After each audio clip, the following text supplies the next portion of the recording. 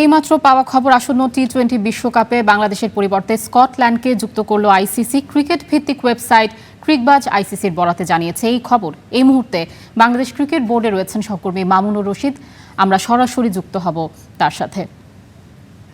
মামুন, আইসিসির কোন সভায় সিদ্ধান্ত হয়েছে এবং এই বিষয়ে বিসিসির আনুষ্ঠানিক কোনো বক্তব্য কি এসেছে কিনা, এবং আপনি তো মিরপুরে আছেন, বিসিবি থেকে কোনো প্রতিক্রিয়া পেয়েছেন কিনা? দেখুন আয়শা, আসলে অফিসিয়ালি আইসিসি এখনো পর্যন্ত ঘোষণা করেনি। দুবাই আইসিসির একটা মিটিং চলছে, সেটা আমরা সকাল থেকেই জানছিলাম এবং সকাল থেকে জানাচ্ছিলাম, এবং সেখান থেকে আজকে বাংলাদেশের এই বিশ্বকাপে যাওয়া ইস্যুতে একটা সিদ্ধান্ত আসার কথা ছিল। তবে আইসিসি এখনো পর্যন্ত অফিসিয়ালি কিছু জানায়নি।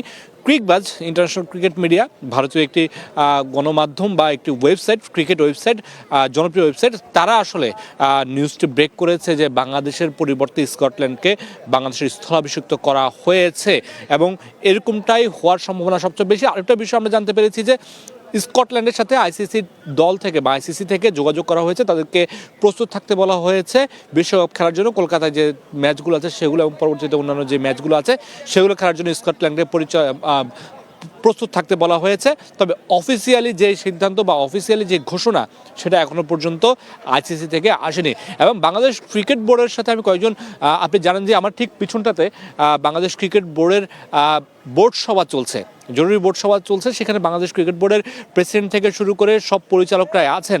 আমি বেশ কয়েকজনের সাথে যোগাযোগ করার চেষ্টা করেছি, বোর্ড সভায় থাকায় আসলে কেউ ফোন রিসিভ করতে পারেনি। তবে খুদে বার্তায় আমি তাদেরকে নিউজটা জানানোর চেষ্টা করেছি, এবং তারা নিউজটা ইতিমধ্যে সবাই জেনেছেন যে ক্রিকবাজের নিউজটা, যে বাংলাদেশকে স্কটল্যান্ডের সাথে রিপ্লেস করা হয়েছে। এবং আজকের বোর্ড সভায় এই বিষয়টা নিয়ে বেশ ভালোভাবে আলোচনা হবে। বাংলাদেশের পরবর্তী পদক্ষেপটা কী হবে, বাংলাদেশের এতদিন পর্যন্ত যেই যুব ও ক্রীড়া মন্ত্রণালয়ের সাথে যোগাযোগ করেছে, সেই জায়গা ছাড়িয়ে প্রধান উপদেষ্টার সাথে বাংলাদেশ ক্রিকেট বোর্ড কোনো আলোচনা করবে কিনা। আমরা একটা জিনিস আমাকে আনঅফিসিয়াল একটা সূত্র থেকে জানতে পেরেছি যে ডক্টর মোহাম্মদ ইউনূস প্রধান উপদেষ্টা, তার সাথেও হয়তোবা আজকে বাংলাদেশ ক্রিকেট বোর্ডের একটা টিম বসতে পারে বা আলোচনায় যেতে পারে। তবে এই যে সংবাদটা আইসিসি থেকে এসেছে, এটা আসার পরে আসলে আর কোনো আলোচনায় গিয়ে বা প্রধান উপদেষ্টার সাথে আলোচনায় গিয়ে আসলে কোনো সমাধান আসবে কিনা সেটা আসলে বলা মুশকিল, বা সমাধান না পাওয়ার সম্ভাবনাই বেশি।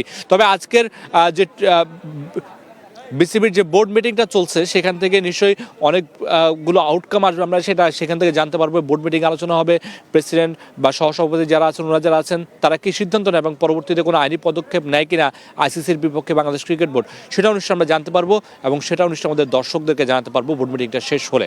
আয়শা। মামুন, আপনাকে ধন্যবাদ। দর্শক, বাংলাদেশ ক্রিকেট বোর্ড বিসিবি থেকে আমাদের সাথে যুক্ত ছিলেন মামুনুর রশিদ এবং জানাচ্ছিলেন টি-20-র সবশেষ তথ্য।